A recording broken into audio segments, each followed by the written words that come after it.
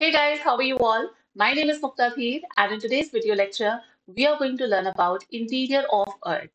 Geography का topic है, छोटा सा टॉपिक है, जल्दी से हम इसे इस वीडियो में कवर करेंगे. So without wasting time, let's start. Interior of earth. जैसा कि आप जानते हैं कि अर्थ का जो इंटीरियर है, अ, ये रफली एज सच कॉन्सेंट्रिक लेयर्स के रूप में अरेंज होता है. जैसे कि आप यहाँ पे देख रहे हैं कि ये जो क्रस्ट है, आउटर क्रस्ट, फिर उसके बाद में ये ऑरेंज कलर के अंदर मेंटल शो किया हुआ है, और ये ग्रे कलर के अंदर आपका जो कोर है, अर्थ का जो कोर है सेंटर, वो इनफैक्ट शो किया हुआ है. इसी का ही एक सेक्शन यहाँ पे कट करके यहाँ पे मतलब एक्सप्लेन किया हुआ है. ये इमेज मैंने इंटरनेट सोर्सेज से ही ली है, just to explain you things. अभी हम इसे डिटेल में भी कवर करेंगे. पहले हम इस इमेज से चीजें समझते हैं, ठीक है. अर्थ का जो क्रस्ट है, आपको ये दिख रहा है कि, एक मिनट, जस्ट अ सेकेंड. अर्थ का जो क्रस्ट है वो आपको समझ में आ रहा है कि ये जो क्रस्ट है, ये वाला जो पोर्शन है, ठीक है, इसके अंदर ये मतलब जो थिनेस्ट आउटर लेयर होती है अर्थ की, उसे ही हम क्रस्ट बोलते हैं. क्रस्ट जो है, इसके अंदर ओशियानिक क्रस्ट भी आती है, कॉन्टिनेंटल क्रस्ट भी आती है. इनफैक्ट जो ओशियानिक क्रस्ट है, ओशियंस के बीनीथ वाला जो ये है ना ओशियानिक क्रस्ट, ये इनफैक्ट आपकी हैवियर मटेरियल से बनी हुई होती है, जैसे कि बसाल्ट या गैब्रो. तो ये काफी डेंसर होती है in comparison to continental crust. Continental crust is made up of lighter material which is granite and andesite. ये हम रॉक्स के अंदर पढ़ते हैं कि ये जो मतलब रॉक्स हैं, इनके अंदर किस चीज का कॉन्सेंट्रेशन ज्यादा होता है, किसका कॉन्सेंट्रेशन कम होता है, that will read in rocks topic, right.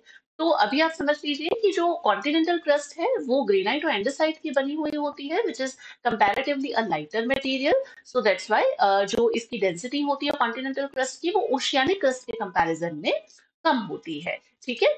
अब लिथोस्फेयर, हम कहते हैं कि जो लिथोस्फेयर है which is the upper most जो मतलब की लेयर होती है, लिथोस्फेयर के अंदर आपका क्रस्ट जो है, ओशियानिक कॉन्टिनेंटल क्रस्ट, उसके साथ में जो मेंटल है, उसका अपर पोर्शन जो है, अपर सॉलिड पार्ट है, उसे भी कंप्राइज करके बनता है लिथोस्फेयर. सो लिथोस्फेयर के अंदर क्रस्ट भी आ जाती है, और आपका ये देखो, ये लिथोस्फेयर है ना, लिथोस्फेयर के अंदर क्रस्ट भी आ जाती है, और उसके साथ में ये आपका जो अपर मेंटल का सॉलिड जो पोर्शन है, वो भी आ जाता है. तो ये हुआ लिथोस्फेयर. लिथोस्फेयर के नीचे होता है ये आपका एस्थेनोस्फेयर. एस्थेनोस्फेयर जो है, वो 100 किलोमीटर टू 400 किलोमीटर तक एक्सटेंड करता है. रेडियो एक्टिविज्म की वजह से यहाँ पे टेम्परेचर बहुत हाई होता है, 1200 डिग्री सेल्सियस के करीब टेम्परेचर होता है. सो दिस इज ना सेमी मोल्टन फॉर्म, है ना. हम जैसा कि पढ़ते भी हैं कि lithosphere is floating on the asthenosphere, क्योंकि एस्थेनोस्फीयर जो है वो आपका सेमी मोल्टन फॉर्म के अंदर होता है. फिर लिथोस्फीयर हो गया, देन एस्थेनोस्फीयर, उसके नीचे उसके बाद में आपका मेंटल का जो लोअर पोर्शन है, उसे बोला जाता है मीजोस्फेयर, राइट. मीजोस्फेयर ये आपका रफली एक्सटेंड करता है मतलब 400 टू 900 किलोमीटर्स के करीब तक, ठीक है ना. रफली ये 400 टू 900 किलोमीटर तक एक्सटेंड करता है. फिर उसी के बाद में ही आपका मेंटल में ही जो लोअर पोर्शन है, उसे बोला जाता है ये अपने पायरोस्फेयर. पायरोस्फेयर जो कि आपका 900 किलोमीटर से फिर ये आपका एक्सटेंड करता है टिल, आप ये लिख लो, 2900 किलोमीटर तक, यानी कि जहां तक आपका मेंटल पूरा एक्सटेंड करता है, मेंटल का जो पूरा यहाँ तक 29 किलोमीटर तक. दिस, ये आपका 29 किलोमीटर है, यहाँ तक पायरोस्फीयर होता है. और फिर जो कोर है, वो 2900 किलोमीटर से बिल्कुल आप 6300 किलोमीटर के करीब तक आ जाओ, तो कोर जो है, इसको बेरिस्फीयर भी बोला जाता है. पेरिस्फेयर यहाँ पे लिखा हुआ नहीं है, इसलिए मैं चीज यहाँ पे लिख रही हूँ, ठीक है. अब ये जो क्रस्ट है, मेंटल और जो कोर है, इसे हम थोड़ा सा डिटेल के अंदर कवर करते हैं. तो सबसे पहले बात करते हैं क्रस्ट की. अब यहाँ पे जो ये मैंने डायग्राम लिया है, दिस वन, ये मैंने सविंदर सिंह सर की जो बुक है जियोमॉर्फोलॉजी, वहां से लिया है. इसके अंदर डेंसिटी हर लेयर की, और इनफैक्ट जो डेप्थ है वो भी बहुत क्लियरली मेंशन की हुई है, और काफी अच्छा डायग्राम है, इस वजह से मैंने इसे यहाँ पे लिया है. क्रस्ट क्या होती है, we know that this is the crust. अभी हमने देखा क्रस्ट क्या, आउटर मोस्ट लेयर है अर्थ की. किससे बनी हुई है, ये एक्चुअली में सियालिक मटेरियल, यानी कि सिलिका, एल्यूमिनियम, जो मतलब लाइटर मटेरियल होते हैं कंपैरेटिवली, उससे बनी हुई है. तो इसलिए बोला जाता है कि क्रस्ट जो है which is made up of sial, silica and aluminium. Sial comprise of silica and aluminium. Less than 1% of the earth total volume, earth का जो पूरा वॉल्यूम है उसका 8% से भी कम जो है उससे बनी हुई होती है, मतलब उतना जो वो है वो क्रस्ट कंप्राइज करता है। कॉन्टिनेंटल क्रस्ट और ओशियानिक क्रस्ट दो टाइप की क्रस्ट होती हैं। इसमें अगर हम सबसे पहले बात करें कॉन्टिनेंटल क्रस्ट की, तो इसकी जो थिकनेस है वो 35 किलोमीटर तक होती है। हम इन जनरल बात कर रहे हैं 39 किलोमीटर तक। अगर हम माउंटेन्स के नीचे देखें तो जो इसकी थिकनेस है वो काफी ज्यादा होती है, लगभग 60 to 65 किलोमीटर तक होती है। तो इसकी जो थिकनेस है वो 60 किलोमीटर तक होती है बीनीथ द माउंटेन रेंजेस के नीचे। ग्रेनाइट और एंडेसाइट की बनी हुई होती है जो कि लाइटर मटेरियल है, इसलिए इसकी जो डेंसिटी है वो कितनी है, 2.7 ग्राम पर सेंटीमीटर क्यूब। ये याद रखना, ये इंपॉर्टेंट है, मैं इसके ऊपर इंपॉर्टेंट मेंशन कर देती हूँ। 2.7 ग्राम पर सेंटीमीटर क्यूब कॉन्टिनेंटल क्रस्ट, ठीक है ना, उसकी ये डेंसिटी है। Oceanic crust is composed of basalt and gabbro. Density कितनी है ओशियानिक क्रस्ट की? ओशियानिक क्रस्ट की डेंसिटी है 3 ग्राम्स पर सेंटीमीटर क्यूब। अब अगर हम बात करें, ग्रेनिटिक रॉक्स जो होती हैं वो लाइटर होती हैं कंपेयर टू बसाल्टिक रॉक। इस वजह से ऐसा लगता है कि कॉन्टिनेंट्स जो हैं वो फ्लोट कर रहे हैं डेंसर ओशंस के ऊपर। और जो इनका कांटेक्ट जोन है क्रस्ट और जो मेंटल है उसके बीच का जो कांटेक्ट जोन है, वहां पे हमें डिसकंटिन्यूटी देखने को मिलती है। डिसकंटिन्यूटी किसे कहते हैं? डिसकंटिन्यूटी बेसिकली वो है कि भाई इस लेवल के ऊपर जो रॉक्स का कॉम्पोजिशन है, केमिकल कॉम्पोजिशन वो डिफरेंट है, और उसके नीचे भी रॉक्स का जो केमिकल कॉम्पोजिशन है वो डिफरेंट है। राइट? तो वो है आपकी तो उसे बोला जाता है डिसकंटिन्यूटी। तो यहाँ पे जिस प्रकार की डिसकंटिन्यूटी देखने को मिलती है वो है मोहोविसिक डिसकंटिन्यूटी। ठीक है, मोहो डिसकंटिन्यूटी भी बोला जाता है। ओशियानिक क्रस्ट के नीचे ये डिसकंटिन्यूटी की जो रेंज है, जो मतलब कि अगर हम इसका एरिया देखें तो कंपैरेटिवली कम होता है, 5 से 7 किलोमीटर का। जबकि अगर हम कॉन्टिनेंटल क्रस्ट के नीचे देखें तो ये काफी मतलब कि 20 to 50 किलोमीटर तक ये वहां पे एक्सटेंड करती है। राइट? तो ये है कॉन्टेक्ट जोन। अभी हम सारी डिसकंटिन्यूटीज को बिल्कुल जब ये पूरी क्रस्ट के बाद में मेंटल और कोर कवर कर लेंगे, तब हम लास्ट में एकदम डिसकंटिन्यूटीज को देखेंगे कि कौन कौन सी डिसकंटिन्यूटीज हैं और कहाँ कहाँ पे वो मिलती हैं, क्योंकि एग्जाम पॉइंट ऑफ व्यू से ये इंपॉर्टेंट है। Right? Now come to mantle. Mantle जो है वो आपका लाया करता है 35 to 2900 किलोमीटर। ठीक है, यहां से लेकर के ये पूरा जो एरिया है ये आपका मेंटल है। अपर मेंटल और लोअर मेंटल, दो टाइप की मेंटल्स डिवाइडेड है। Mental divided into upper mantle and lower mental.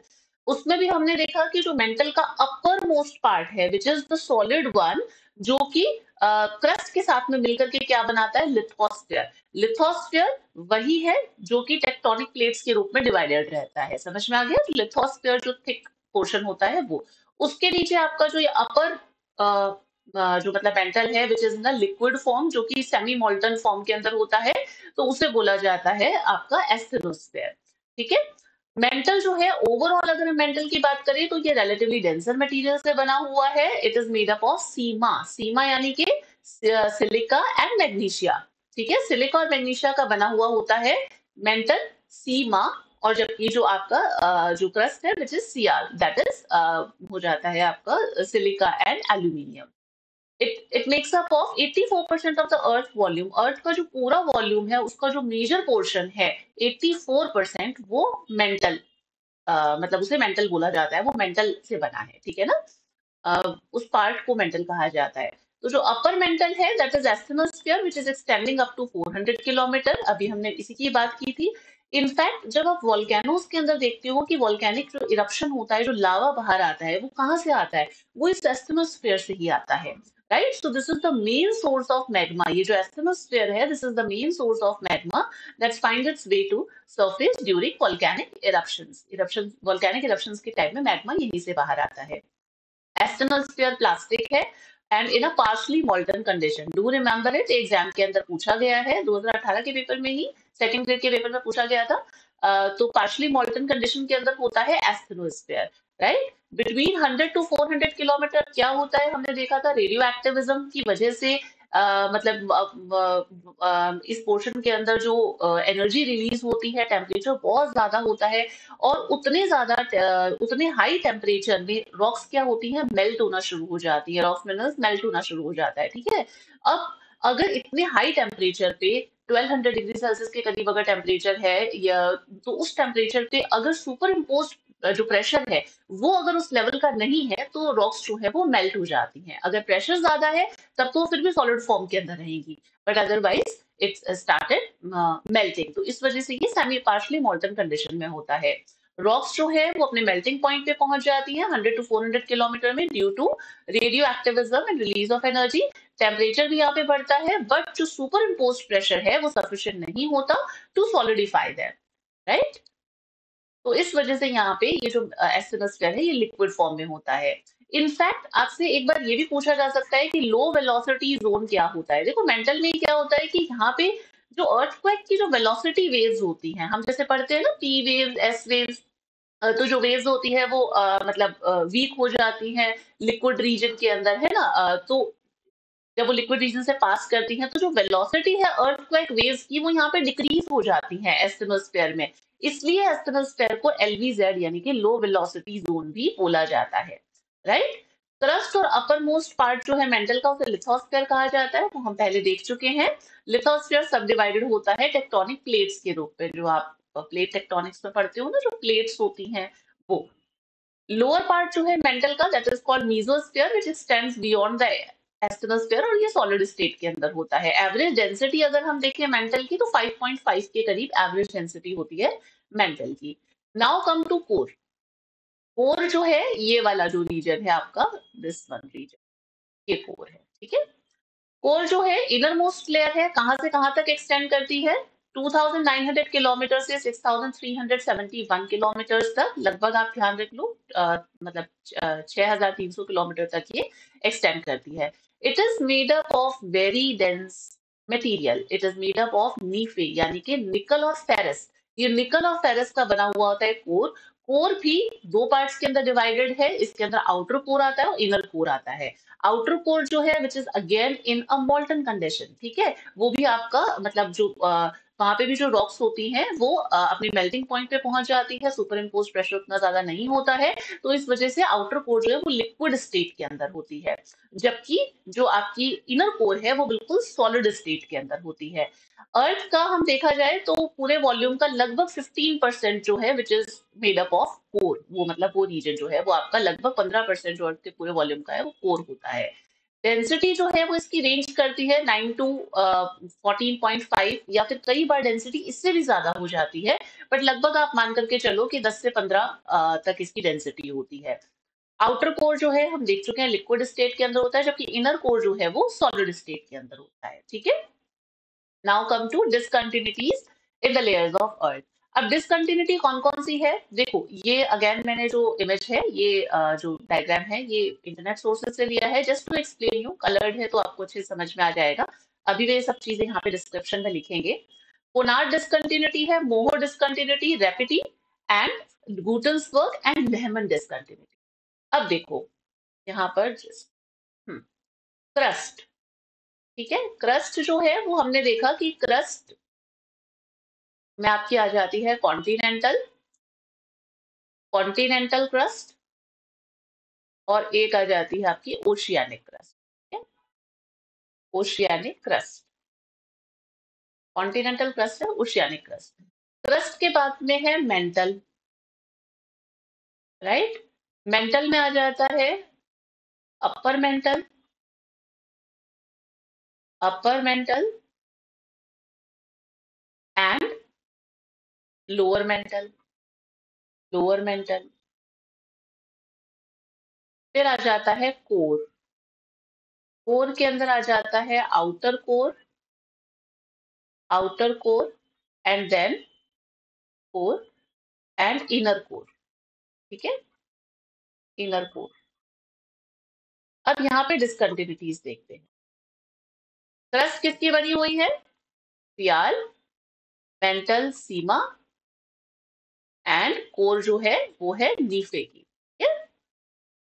Continental crust और ओशियानिक क्रस्ट, इसके बीच में जो डिसकंटिन्यूटी आती है वो है कोनार्ड, कोनार्ड डिसकंटिन्यूटी। ये जो कोनार्ड डिसकंटिन्यूटी है ये कॉन्टिनेंटल क्रस्ट और ओशियानिक क्रस्ट के बीच में, ध्यान रखना, ठीक है। फिर क्रस्ट और मेंटल के बीच में जो डिसकंटिन्यूटी आती है वो है आपकी Moho discontinuity, Moho discontinuity, continuity, discontinuity, right. ये है कोनार्ड डिसकंटिन्यूटी और ये है मोहो डिसकंटिन्यूटी। फिर अपर मेंटल और लोअर मेंटल के बीच में जो डिसकंटिन्यूटी आती है वो है आपकी रेपिटी, रेपिटी, राइट, रेपिटी डिसकंटिन्यूटी। इसके बाद में मेंटल और कोर के बीच में जो डिसकंटिन्यूटी आती है वो है गुटन्सबर्ग, गुटन्सबर्ग वर्ग discontinuity, Gutenberg discontinuity. Then come to outer core and inner core, इसके बीच में जो डिसकंटिन्यूटी आती है वो है आपकी लेहमैन, लेहमैन, लेहमैन्स डिसकंटिन्यूटी। ये अच्छे से याद कर लेना, बहुत इंपॉर्टेंट है एग्जाम पॉइंट ऑफ व्यू से, कि आपसे पूछा जा सकता है और एग्जाम्स के अंदर पूछा भी जाता है कि कॉन्टिनेंटल क्रस्ट और ओशियानिक क्रस्ट के बीच में कौन सी डिसकंटिन्यूटी है। तो इसको याद करने की जो ट्रिक है, जैसे मैंने जैसे इसको याद किया था, तो आप इस तरीके से याद कर सकते हैं, कोमो रिपीट गेट लेमन, कोमो रिपीट गेट लेमन, ठीक है। तो को से हो गया कोनार्ड, एंड मो से हो गया मोहो, रिपीट से हो गया रेपिटी, गेट से हो गया गुटन्सबर्ग, लेमन से हो गया लेहमैन, ठीक है ना। तो कॉन्टिनेंटल क्रस्ट, ओशियानिक क्रस्ट, उसके बीच में कौन सी है, कोनार्ड। उसके बाद में क्रस्ट और मेंटल के बीच में आपकी आ जाती है मोहो, ठीक है। फिर अपर मेंटल और जो लोअर मेंटल है उसके बीच में कौन सी आ जाती है, रेपिटी। उसके बाद में मेंटल और जो कोर है उसके बीच में कौन सी जो डिसकंटिन्यूटी है वो आ जाती है गुटन्सबर्ग डिसकंटिन्यूटी। देन आउटर कोर और इनर कोर के बीच में डिसकंटिन्यूटी आती है, दैट इज लेहमैन्स डिसकंटिन्यूटी, ठीक है। याद रहेगा यहाँ तक। तो this is all about the interior of earth topic, छोटा सा टॉपिक था जैसा मैंने आपको पहले ही बताया था। And I hope you have learn something from this topic. अगर कोई ऐसा टॉपिक है which you want me to cover for your exam, अभी जिस सेकंड ग्रेड का एग्जाम आ रहा है तो उसी के लिए हमने टॉपिक को भी कवर किया है, और भी कोई टॉपिक्स वगैरह है which you want me to cover, do write it in the comment section. इसका जो पीडीएफ है, यही पीडीएफ ये मैं आपको टेलीग्राम चैनल पे प्रोवाइड करवा दूंगी। अगर आप जुड़े नहीं हैं तो इस टेलीग्राम चैनल से जुड़ जाइए, ये ग्रुप इनवाइट लिंक है। उसके अलावा ये कुछ प्लेटफॉर्म्स हैं जहाँ पे आप मुझसे जुड़ सकते हैं।